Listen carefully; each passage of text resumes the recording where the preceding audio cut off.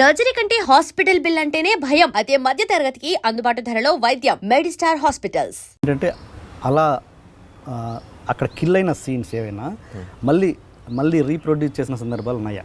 మళ్ళీ మీ రైటింగ్లో నెక్స్ట్ సినిమాలో మీరు డైరెక్షన్ చేస్తున్నప్పుడు అట్లా అంటే నేను డైలాగ్ టైం అక్కడ ఫెయిల్ అయిన సీన్ ఏదో మళ్ళీ దాన్ని కొంచెం రిపేర్ చేసి మన డైరెక్షన్ అంటారా?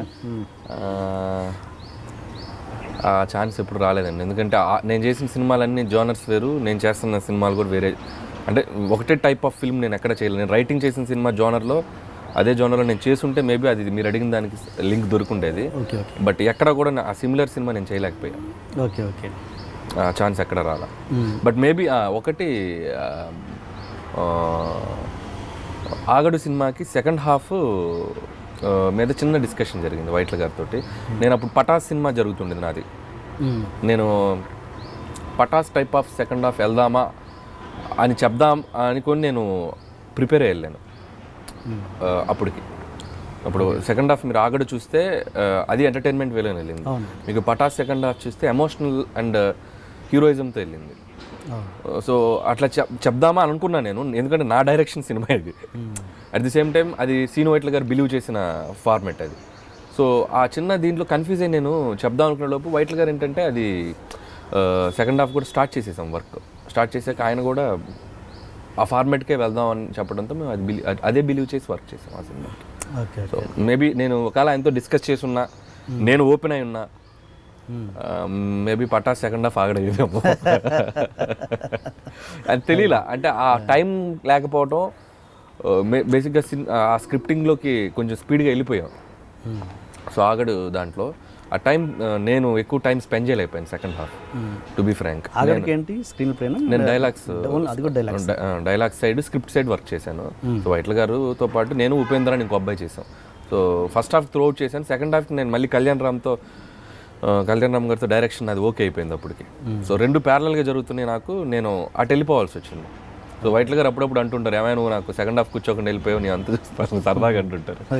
సో నేను పూర్తి టైం స్పెండ్ చేయలేకపోయాను. సో అదొక చిన్న రిగ్రెట్ ఫీల్ అవుతుంటాను నేను. మేబీ వైట్ల గారికి అప్పుడు నేను కొంచెం ఎక్కువ టైం స్పెండ్ చేస్తున్నా బాగుండేదేమో. యాజ్ ఎ రైటర్గా నేను ఆ సినిమాకి ఫుల్ ఫ్లెడ్జ్డ్గా సెకండ్ హాఫ్కి ఎక్కువ టైం స్పెండ్ చేయలేకపోయాను. అది నేను అనేది అదే ఏంటి మామూలుగా ఒక రైటర్గా మీరు ఫుల్ ఎఫర్ట్ పెడతారు ఏదైనా సినిమాకి, మీరు డైరెక్షన్ చేయని దానికి చేస్తున్నప్పుడు మీకు దాని ఒక నమ్మకం ఉంటుంది, ఈ సినిమా బాగుంటుంది ఏదో ఒక ఒపీనియన్ ఉంటుంది కదా. అది ఎందుకు అంటే అది మీరు రాసిందే, ఇప్పుడు మీరు డైరెక్షన్ చేస్తుంది కూడా మీరు రాసిందే. ఎక్కడ తేడా కొట్టి అవి ఫెయిల్ అయినాయి అనుకుంటారు కొన్ని సినిమాలు మీరు చేసినవి రైటర్గా అంటే రైటర్గా ఉన్నప్పుడు మీకు ఒక కాన్ఫిడెన్స్ ఉంటుంది కదా, మీ రచననే కాబట్టి అది మీకు ఒక కాన్ఫిడెన్స్ ఉంటుంది. అక్కడ అనిల్ రావిపూడి తేడా ఏంటి, ఇక్కడ అనిల్ రావిపూడి రైటర్గా కన్విక్షన్ అంటే ఇప్పుడు రాసిన సీన్స్ని ఆ డైరెక్టర్ ఎలా తీసుకుంటున్నారు, ఆ డైరెక్టర్ ఎలా ఎగ్జిక్యూట్ చేస్తున్నారు, దాన్ని ఎంతవరకు బిలీవ్ చేస్తున్నారు, అది ఎంతవరకు ఆడియన్స్ వరకు వెళ్తుంది. సో కందిరిగ్ అనే సినిమాకి నేను రైటర్గా వర్క్ చేశాను. సో ఆ సినిమాని నేను బిలీవ్ చేసిన దానికంటే వాసు గారు 100 రెట్లు బిలీవ్ చేశారు. సో అందుకే ఆ సినిమా రిజల్ట్ మేము చూస్తే ఎక్స్ట్రాడినరీగా ఉంటుంది. సో ఆ టైమింగ్, కామెడీ టైమింగ్, మేము పోటాపోటీగా పంచులు మాట్లాడేవాళ్ళని, నేను ఎక్కువ మాట్లాడేవాడిని, వాసు గారు ఫుల్ ఎంజాయ్ చేసేవాళ్ళు. సో బాగా ఎంకరేజ్ చేశారు వాసు గారు నన్ను. సో అది వర్క్ అయింది. అదే మీరు ఇంకో సినిమాకి వస్తే మసాలా సినిమా, దానికి డైలాగ్స్ రాశాను నేను, మరి అది వర్క్ కాలేదు. దాని యాజ్ ఇట్ ఈజ్ మేము హిందీ దాని ప్రకారం వెళ్ళిపోయాం. మేము దాన్ని ఏదైనా తెలుగు నేటివిటీకి మార్చున్నా, ఇంకొన్ని చేంజెస్ చేసున్నా. ఇప్పుడు రామ్ది చిన్న ఆ యాంగిల్ చేశారు దాంట్లో. సో అట్లా ఏదైనా కొంచెం మేము లిబర్టీ తీసుకొని చేస్తున్నా మేబీ వేరేలా ఉండేదేమో.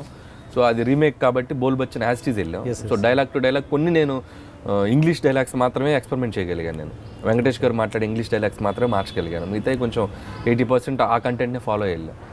సో అక్కడ అది చేస్తున్నప్పుడు అండర్ ప్రొడక్షన్లో ఉన్నప్పుడు ఎలా అనిపించేది, ఆ సినిమా మీద కాన్ఫిడెన్స్ నడుస్తుందనే ఉందా? అంటే వెంకటేష్ గారిది ఎంటర్టైన్మెంట్ టైమింగ్, రామ్ది బాగుంటుంది. ఇప్పుడు ఎలా ఉంటుందంటే ఒక స్టేజ్కి వచ్చేసరికి చేసేటప్పుడు నమ్మి చేస్తాం, ఇది ఆడితే బాగుండనే పని చేస్తాం. ఇది ఆడదు అనేది మన జడ్జిమెంట్ అనేది బిగినింగ్లో తెలుస్తుంది, ఆ కథ విన్నప్పుడు, ఆ సినిమా చూసినప్పుడు. లేదంటే ఎండ్ ఆడియన్స్ వచ్చాక తెలుసు, సినిమా మొత్తం చూశాక తెలుస్తుంది. వర్క్ చేసే ప్రాసెస్లో మనకు తెలియదు. కొన్ని సినిమాలు తెలిసిపోతాయి కదా, ఇప్పుడు నడుస్తున్నప్పుడు ఇది పొద్దురా ఏదో చేస్తాను మనం బిలీవ్ చేసేస్తాం మనకు తెలియకుండానే. మనం వర్క్ చేయడం స్టార్ట్ చేశాక ఓన్ చేసుకుంటున్నాం, ఇది బతుకుద్దులే, ఇది ఏదైనా వర్క్ అవుద్దులే అని తెలియకుండా మనమే మోసం చేసుకుంటాం మనం. లేకపోతే అందరూ 100% సక్సెస్ రేట్ ఉంటుందిగా. ఎందుకు 100లో 20 హిట్లు 15 హిట్లు ఉంటున్నాయి. సో డెఫినెట్గా మనం ఇది బాగుంటుందని తెలిసాక ఎక్కడో చోట దాన్ని ఓన్ చేసుకొని ఇది బాగుంటుందని నమ్మి అరే భలే ఉంటుందని నమ్మి మనమే ఇది వెళ్ళిపోతాం. మళ్ళీ ఫైనల్గా అరే మనం ఫస్ట్ అనుకున్నాం అదే కరెక్ట్ అనిపిస్తుంది. సో ఆ ప్రాసెస్లో తెలియకుండా బిలీవ్ చేసేస్తాం మనం. యాక్చువల్గా నాకు మసాలా సినిమా సురేష్ బాబు గారు ఫోన్ చేసి నన్ను డైరెక్ట్ చేయమన్నారు. ఆ సినిమా రీమేక్ ఇద్దరు వెంకటేష్ డైరెక్టర్ మసాలా విజయ్ భాస్కర్ గారు చేశారు. విజయ్ భాస్కర్ సో ఆ సినిమా చేయమనగానే ఫస్ట్ అటెంప్ట్ అయ్యాను నేను. సో వెంకటేష్ గారు రామ్ అప్పుడు మల్టీ స్టార్, ఆ రోజుల్లో మల్టీ స్టార్ బాగుంటుందేమో అని చెప్పి బోల్ బచ్చన్ చూశాను నేను. బోల్ బచ్చన్ చూశాక నాకు అనిపించింది ఏంటంటే నా ఫస్ట్ ఫిల్మ్ డెబ్యూ నేను అలాంటి కంటెంట్ వెళ్ళకూడదని నేను ఫిక్స్ అయ్యాను. అంటే కామెడీ ఇది చెయ్యాలి, బట్ నాకేంటంటే ఒక యాక్షన్ టింజ్తో వెళ్దాం అనేది నా కోరిక. ఈ విషయం విజయ్ భాస్కర్ గారు తెలుసా మిమ్మల్ని అప్రోచ్ అయ్యారని? అంటే తెలిసి ఉండకపోవచ్చు మేబీ. నాకు సురేష్ బాబు గారు పర్సనల్గా కాల్ చేసి మాట్లాడారు. రవికిషోర్ గారికి తెలుసు అనుకుంటా. సో మ్యాక్స్ అప్పుడు ఆ తర్వాత ఇక భాస్కర్ గారిని అప్రోచ్ అయ్యాక నేను రవికిషోర్ గారు నాకు బాగా యాక్సెస్. ఆయనకంటే ముందు మిమ్మల్ని ఆయనకంటే ముందు విజయ్ భాస్కర్ గారు రాక ముందు. ఆ తర్వాత భాస్కర్ గారు హ్యాండ్ ఓవర్ చేసుకున్నారు. సో అండ్ వాళ్ళతో ఇప్పుడు మీరు రైటర్గా వర్క్ చేసిన డైరెక్టర్స్తో ఇప్పుడు వాళ్ళ రియాక్షన్ ఎలా ఉంటుంది? లైక్ శ్రీను వైట్ల గారు కావచ్చు, ఇంకెవరైనా కావచ్చు, ఎలా ఉంటుంది? ఇప్పుడు ఏంటి అన్నాడు సడన్గా స్టార్ అయిపోయాడు, ఎలా ఉంటుంది reaction? They are very happy అండి. నేను ఒక 1.5 year బ్యాక్ శ్రీను వైట్ల గారిని కలిసాను. అంటే ఆఫ్టర్ రాజా ది గ్రేట్ కలిశాను, ఓ పార్టీలో కలిశాను. They felt very happy. నా చేయి పట్టుకొని చాలా క్లోజ్గా హ్యాపీగా మాట్లాడారు. ఎక్కడా కూడా ఇది లేదు, ఎందుకంటే వాళ్ళందరికీ నేనేంటో తెలుసు. సో నా పని అంటే నేను చూసుకొని వెళ్తా. సో వైట్ల గారి దగ్గరికి నుంచి మాట్లాడాక వెళ్ళి వైట్ల గారి గురించి బ్యాడ్గా మాట్లాడటం, లేకపోతే ఈ డైరెక్టర్ దగ్గరికి వెళ్ళి ఆ డైరెక్టర్ బ్యాడ్గా మాట్లాడటం, అసలు ఇది తెలియదు నాకు. సో స్ట్రైట్ ఆన్ వెళ్ళామా, మన పని చూసుకున్నామా, ఇంటికి వెళ్ళిపోయామా. సో ఈ 10 ఏళ్ళుగా నాకు తెలిసిన పని అదే. నాకు వెళ్ళిపోయి ఈవినింగ్స్ ఎవరితో కూర్చొని టైం స్పెండ్ చేయను, నాకు తెలియదు, వేరే వరల్డ్ తెలియదు. సో అందుకని నాకు వాళ్ళకి ఇప్పుడు సపోజ్ అనిల్ మీ గురించి ఇలా అన్నారంట సీన్ గారు అని ఆయనకు తెలిసింది అనుకోండి, వీడికి బాగా ఎక్కువైంది, వీడు 3 హిట్లు కొట్టాడు కదా అని తెలియకుండా ఒక చిన్న నెగిటివ్ యాంగిల్ ఆయనకు జనరేట్ అవుద్ది. నేను ఎక్కడికి వెళ్ళినా సీన్ గారి గురించి పాజిటివ్గానే మాట్లాడతాను. ఇన్ఫ్యాక్ట్ నేను చాలా ఇంట్రెస్ట్తో చెప్పాను, ఆయనతో పనిచేశాక ఎంటర్టైన్మెంట్ టైమింగ్ నేను కొంచెం డెవలప్ చేసుకున్నాను. ఆగడుకు పనిచేసేటప్పుడు ఆయన ఒక టిపికల్ టైమింగ్ ఉంటుంది. సో నేను పనిచేసిన అందరి దగ్గర ఎంతో కొంత నేను ఒక 1%, 5%, 10% నేర్చుకున్నాను. సో ఇవన్నీ నేను బిఫోర్ డైరెక్టర్గా అవ్వకముందు పనిచేసిన డైరెక్టర్స్ వీళ్ళందరూ. సో ఎప్పుడు ఆ పాజిటివ్ రిలేషన్ ఉంటుంది నాకు ప్రతి డైరెక్టర్తో కూడా. ఈవెన్ వాసు గారు, కందిరేగ వాసు గారు, సినిమా రిలీజ్ అయిన మార్నింగ్ షో ఫస్ట్ మెసేజ్ ఆయనదే వస్తుంది నాకు. నంబర్ ఫస్ట్ మెసేజ్, అనిల్ పెద్ద హిట్ కొట్టావు, ఇదే ప్రతి సినిమాకి ఇదే మెసేజ్ వస్తుంది. I'm so happy. శివ గారు అలాగే తమిళ్లో ఇప్పుడు స్టార్ డైరెక్టర్, ఆయన అజిత్తో చేస్తున్నారు. విశ్వాసం. ఆయన పొంగల్కి మొన్న ఆయన సినిమా రిలీజ్ అయ్యి పెద్ద హిట్ అయింది, నా సినిమా ఇక్కడ మంది బాగా ఆడుతుంది. ఆయన కాల్ చేశారు, ఆయన వెరీ హ్యాపీ. సో నేను పనిచేసి నాకు యాక్సెస్ ఉన్న main director Gopi Malineni. So is like my brother.